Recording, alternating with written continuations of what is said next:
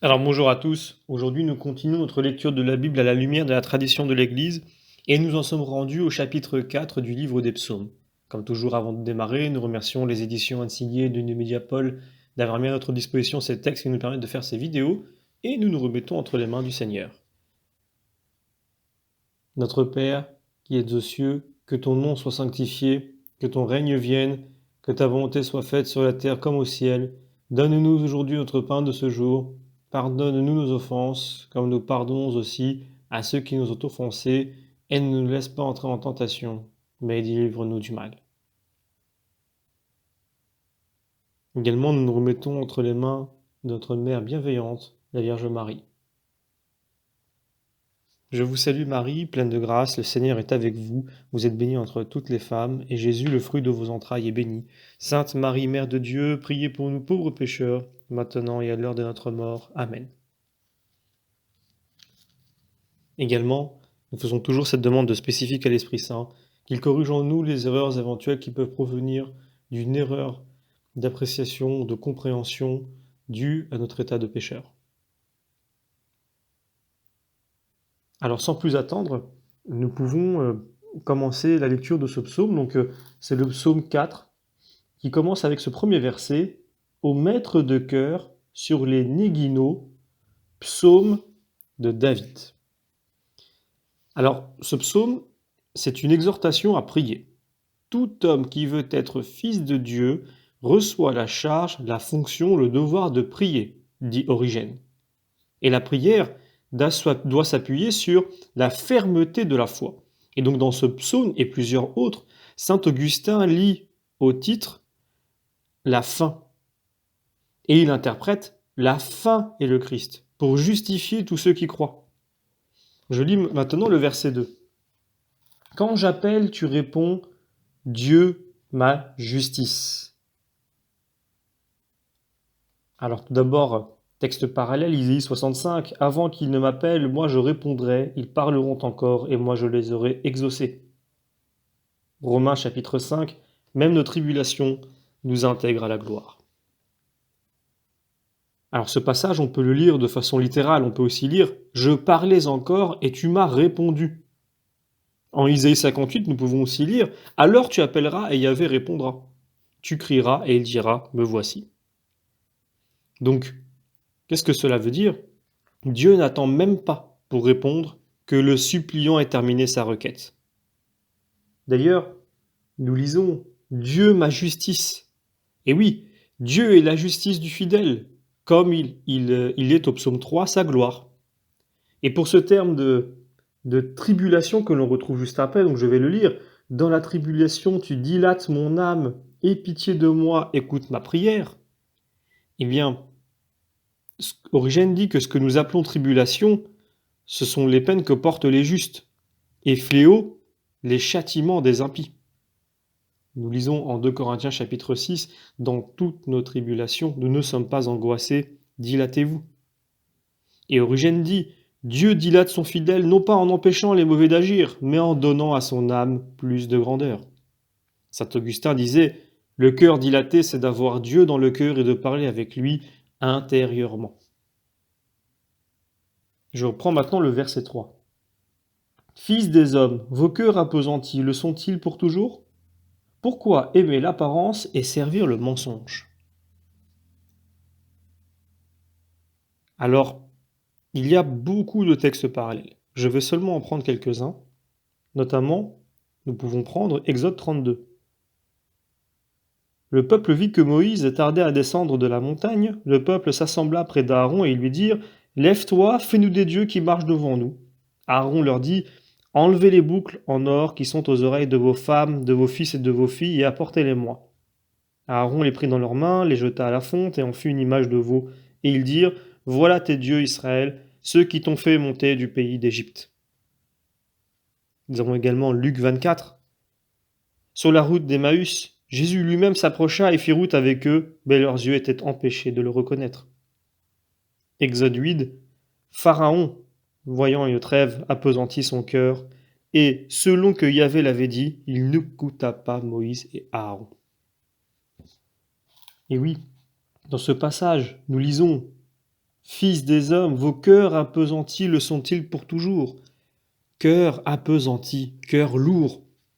Le dessin d'un caractère hébraïque par une différence qu'on peut classer dans les infiniment petits permet de lire, si on le préfère, jusqu'à quand outrager ma gloire. Ce sens est très acceptable puisque les idoles vont suivre. Nous choisissons donc ici le terme de cœur appesanti, comme la Septante et la Vulgate qui évoquent un grand nombre de parallèles, une infirmité bien classique. Je prends maintenant un passage que nous avons lu. Pourquoi aimer l'apparence? Eh bien, littéralement, cela veut dire pourquoi aimer ce qui n'est rien. Ce qui n'est rien, et le mensonge désigne souvent les idoles. Les Hébreux étaient facilement dentés par les religions de leurs voisins. Et donc, nous-mêmes aujourd'hui, contemporains, occidentaux du XXIe siècle, pour ceux qui écoutent et qui ne sont pas d'Occident, nous n'avons pas les mêmes idoles, certes, mais nous avons l'argent, le pouvoir, l'avancement, la célébrité, qui sont vraiment des idoles qui ne manquent pas d'adorateurs. Et qu'on le veuille ou non, je pourrais revenir sur ce que je viens de dire, puisque nous sommes aussi tentés par les religions des autres, plutôt que de se rappeler de la nôtre. Saint Augustin disait: pourquoi vous laissez-vous retenir par l'amour des choses temporelles, ces choses qui passent comme des ombres? Je continue et je prends le verset 4. Sachez que le Seigneur a rendu admirable le saint qu'il s'est choisi, quand je crie vers lui, le Seigneur écoute. Alors on peut prendre deux textes parallèles, Deutéronome chapitre 5. Moi, Yahvé, ton Dieu, je suis un Dieu jaloux, mais qui fait miséricorde à des milliers pour ceux qui m'aiment et qui gardent mes commandements. Juge chapitre 3. Les fils d'Israël crièrent vers Yahvé, et Yahvé suscita un sauveur pour les fils d'Israël, et il les sauva. Othniel, fils de Kénaz, et frère cadet de Caleb. Alors pour reprendre ce passage, nous lisons: sachez que le Seigneur a rendu admirable le saint qu'il s'est choisi. Littéralement, sachez que le Seigneur a discerné pour lui un hassid. C'est un terme hébreu. Le « et » au début d'une phrase est fréquent chez les prophètes. Il marque donc une insistante. Et la hesed, c'est l'amitié avec la force d'un contrat, d'une alliance qui oblige les deux participants.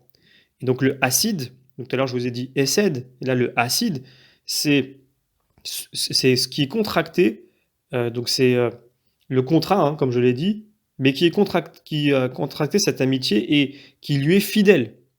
Donc c'est la personne en question qui elle-même a contracté cette amitié. Le sens est très étendu.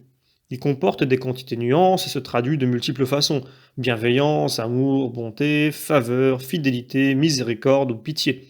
Naturellement, la dignité de l'ami influe sur la traduction.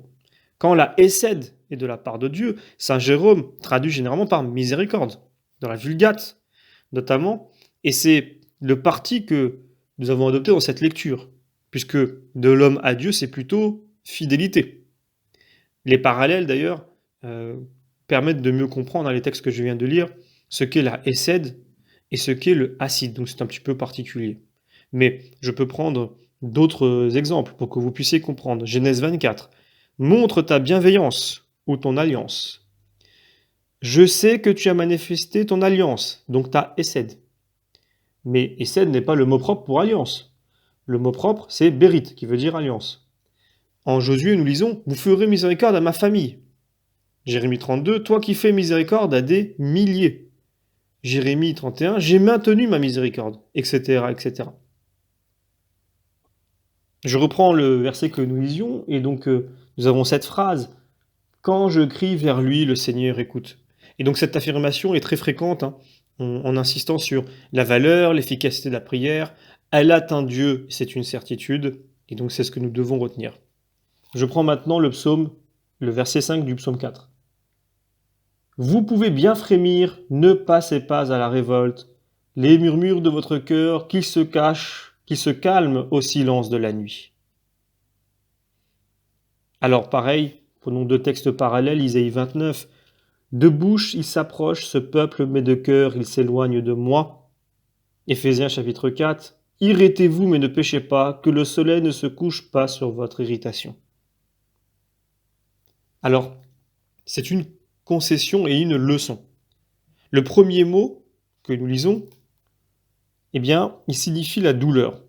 de chagrin, le frémissement et parfois la colère. Le second, lui, plutôt vise la faute, le péché. Donc il y a une marge entre frémir d'irritation et commettre la faute. Les mots hébreux sont plus souples et plus extensibles que les nôtres.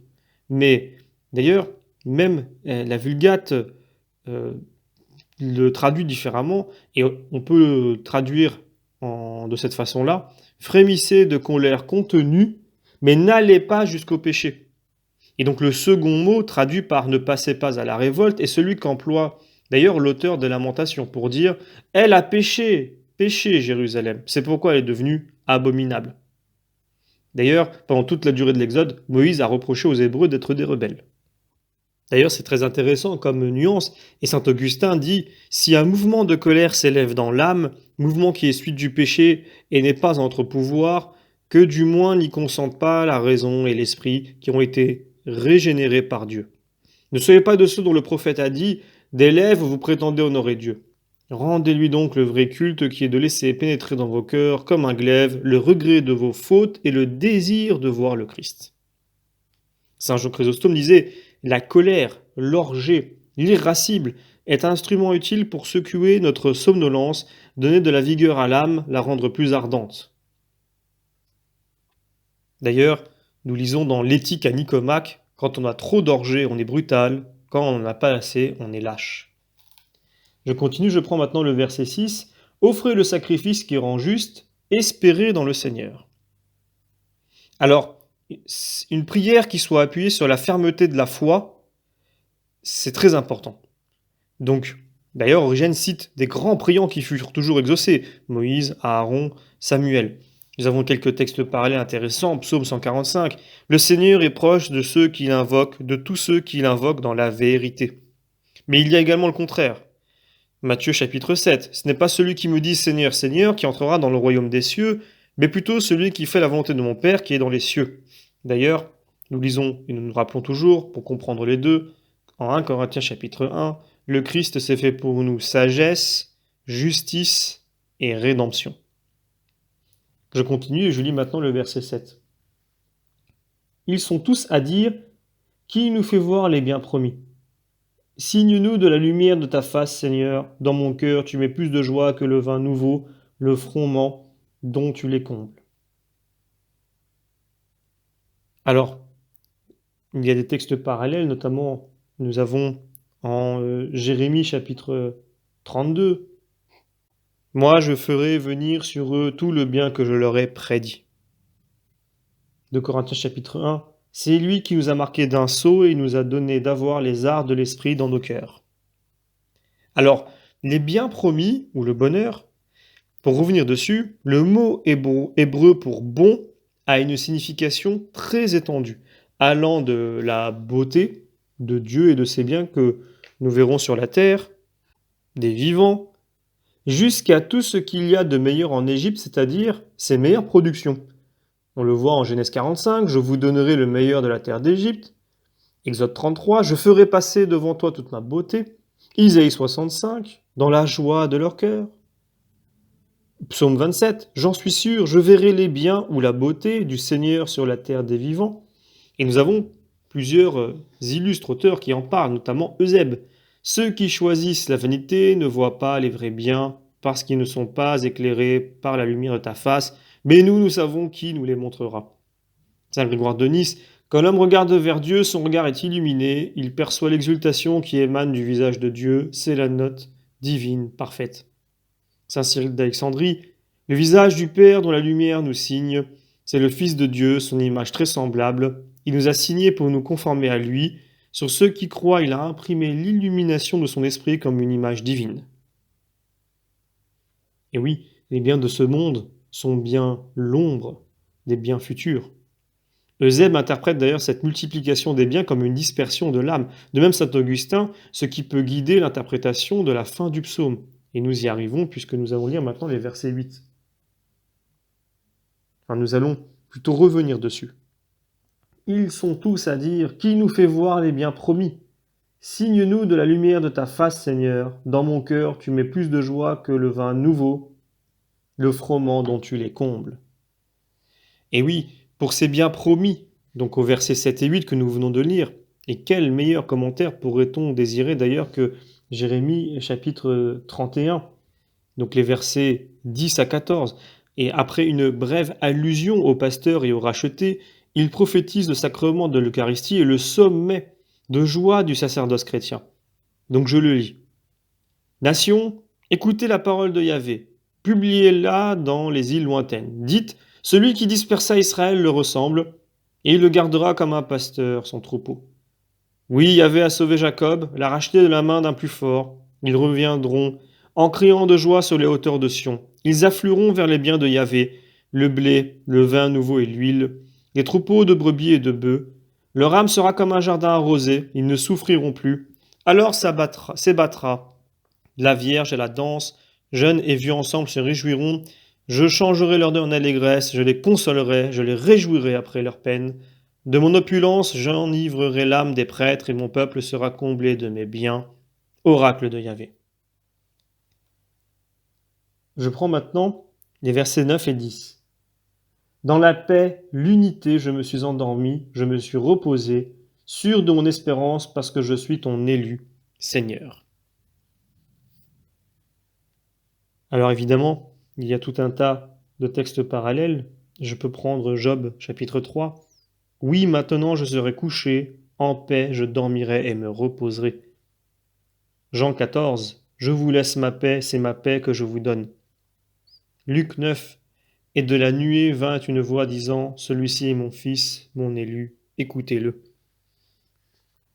Et oui, ce terme que vous connaissez évidemment, shalom, qui signifie paix, mais aussi d'autres prospérités.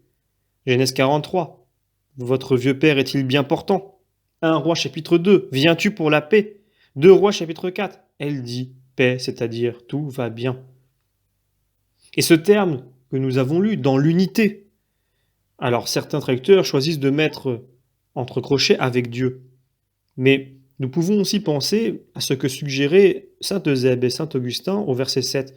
Dans la multiplicité, ils voient notre dispersion. On traduirait alors unifié. Et donc de sa dispersion en multiples intérêts, l'âme est revenue, s'est rassemblée entre les mains de Dieu. Alors, ce psaume, tout ce psaume est du Christ. C'est ce que disent les pères. Et nous avons ici son sommet. Il s'agit vraiment, on l'a compris, dans ce sommeil, de la mort et du sommeil du Christ. Rupert de Dutz disait « Nous disons avec émerveillement que Dieu s'est reposé, car Dieu était dans le Christ. Quand son âme a été dégagée du corps par la croix, cette âme humaine d'où le Verbe ne s'est jamais retiré après l'avoir une fois assumé. » Et il y a toujours une transparence. Le psalmiste parle au nom du Christ et de ses membres. Donc, littéralement, on peut dire « Parce que toi, Yahvé, à part, en sécurité, dans l'espérance, tu me fais habiter. » Et il y a toutes ces idées dans les derniers mots du psaume. Habiter. Et oui, les Hébreux sont toujours tiraillés entre la nostalgie des vastes espaces, attrait du désert et liberté, et le désir d'habiter, qui se dessine au psaume 137 et devient impératif au psaume 107. Et le terme « à part » que nous avons lu, le peuple hébreu avait l'ordre d'habiter à part. On lit dans le Lévitique « Je vous ai séparés des autres peuples pour être à moi ». Et donc le peuple habitera seul pour éviter le contact des idolâtres. Il y a tout un tas de textes parallèles pour cela. Nombre 23. C'est un peuple qui demeure à part, qui n'est pas compté parmi les nations, etc. Et donc le terme « en sécurité », évidemment, dans l'espérance, puisque le mot hébreu « bêta » a ces deux significations voisines. En Jérémie 23, nous lisons « En ces jours-là, Juda sera sauvé, Israël habitera en sécurité ». Et oui, je reviens dessus, sur ce thème, à part, en sécurité. Cela ressemble d'ailleurs à un poème de saint Jean de la Croix. L'Écriture sainte contient tout l'homme et enseigne tout l'homme. Jonathan aimait David comme son âme, 1 Samuel 20. L'amitié de David et de Jonathan ne lui cède en rien à celle des héros d'Homère. Mais il y a un centre de l'âme qui appartient à Dieu seul. Chacun a son château, pour emprunter le langage de sainte Thérèse d'Avila. On peut d'ailleurs citer Rupert de Dutz. Disons-le clairement, pénétrer substantiellement l'esprit de l'homme n'appartient qu'à Dieu. Un esprit créé ne peut entrer dans un esprit créé, ni l'esprit angélique dans l'esprit humain, ni l'esprit humain dans l'esprit angélique. L'un n'est pas capable de l'autre, l'un ne peut entrer dans l'autre, car l'un n'est pas plus subtil que l'autre. Tous deux, en effet, sont créatures. Dieu seul, par sa nature ou sa substance, est plus subtil que l'un et l'autre et donc peut entrer dans l'un et dans l'autre. Alors, ce sera tout pour aujourd'hui et pour ceux qui le souhaitent, je vais lire 2 passages. Et chacun pourra retirer de ça ce qui peut-être lui a parlé par rapport à ce que nous venons de lire aujourd'hui ou par rapport à son histoire personnelle. Et je prends par exemple un passage, un écrit de Michel Serres, qui est universitaire, officier de la marine et académicien. Il dit ceci: j'ai vécu toute ma vie dans la nostalgie, de Bordeaux à Paris, à San Francisco. En des lieux étranges, nul jamais ne m'attendait, ni tourtière, ni tourime, ni allos au pruneau, que je n'ai plus goûté depuis 40 ans. Savent-ils leur chance, les gens heureux qui n'ont jamais quitté leur cadre de naissance ni leur paysage, qui ont su ou pu garder les mêmes amis jusqu'à leur petit enfant commun, qui reconnaissent les noms patronymiques? Concevez-vous les délices contenus dans ce verbe pourtant tout simple, habiter? Toujours déplacé. Je n'ai jamais habité nulle part. Je suppose, non, je me souviens, qu'habiter fait qu'on doit retrouver le matin le même rosier un peu reverdi, la rivière imperceptiblement grossie, d'identiques voisins légèrement vieillis, l'espace immobile autour de soi approfondi, où la vieille maison regarde avec ses tranquilles fenêtres l'ancienne cour. À peine me rappelais-je mon enfance heureuse, ici où je connus l'exquise habitude d'habiter. Or, cette déchirure dont nous, errants, présentons les vieilles cicatrices, nous concerne tous maintenant. Naguère, le genre humain se partageait entre une majorité d'habitants stables pour une poignée rare d'errants. Cette proportion commence à s'inverser. Vous, jeunes filles et adolescents, êtes destinés ou condamnés presque tous à partir. Seule restera une minorité. Le monde plein et mobile a déjà commencé. Avez-vous parfois songé à compter le nombre des passagers d'avions à un moment donné qui volent autour de la planète? Plus de 20 villes moyennes circulent comme stables en permanence au-dessus de nous, comme des légions d'anges. L'humanité entière quitte la Terre. Y reviendra-t-elle quelque jour? Les voyageurs et les habitants ne vivent pas dans le même monde. Alors que les premiers traversent toujours le désert, les habitants fixés modèlent et créent leur paysage. Je prends maintenant un passage de Saint-Claude de la Colombière. Mon Dieu, je suis si persuadé que vous veillez sur ceux qui espèrent en vous et qu'on ne peut manquer de rien quand on attend de vous toute chose, que j'ai résolu de vivre à l'avenir sans aucun souci et de me décharger sur vous de toutes mes inquiétudes. Dans la paix, l'unité, je me suis endormi, je me suis reposé, sûr de mon espérance parce que je suis ton élu, Seigneur. Les hommes peuvent me dépouiller et des biens et de l'honneur. Les maladies peuvent m'ôter les forces et les moyens de vous servir. Je puis même perdre votre grâce par le péché. Jamais je ne perdrai mon espérance. Je la conserverai jusqu'au dernier moment de ma vie, et tous les démons de l'enfer feront à ce moment de vains efforts pour me l'arracher. Les autres peuvent attendre leur bonheur ou leur richesse ou leur talent. Les autres s'appuient ou sur l'innocence de leur vie, ou sur la rigueur de leur pénitence, ou sur le nombre de leurs aumônes, ou sur la ferveur de leurs prières. Pour moi, Seigneur, toute ma confiance, c'est ma confiance même. Cette confiance ne trompera jamais personne. Je suis donc assuré que je serai éternellement heureux parce que j'espère fermement l'être et que c'est de vous, ô mon Dieu, que je l'espère. Je connais, hélas, je ne connais que trop que je suis fragile et changeant. Je sais ce que peuvent les tentations contre les vertus les mieux affermies. J'ai vu tomber les astres du ciel et les colonnes du firmament, mais tout cela ne peut m'effrayer tant que j'espérerai. Je me tiens à couvert de tous les malheurs et je suis assuré d'espérer toujours, parce que j'espère encore cette invariable espérance. Enfin, je suis sûr que je ne puis trop espérer en vous et que je ne puis pas avoir moins que ce que j'aurais espéré de vous. Aussi j'espère que vous me tiendrez contre les plus furieux assauts et que vous ferez triompher ma faiblesse de mes plus redoutables ennemis. J'espère que vous m'aimerez toujours et que je vous aimerai sans relâche. Et pour porter tout d'un coup mon espérance aussi loin qu'elle peut aller, je vous espère vous-même de vous-même. Ô mon Créateur, et pour le temps et pour l'éternité, ainsi soit-il. Et donc c'est la fin du sermon sur la confiance en Dieu de Saint Claude de Colombière. Voilà, donc ce sera tout pour aujourd'hui. Je vous remercie pour votre fidélité et pour votre écoute, et je vous donne rendez-vous pour la prochaine vidéo qui abordera le psaume chapitre 5.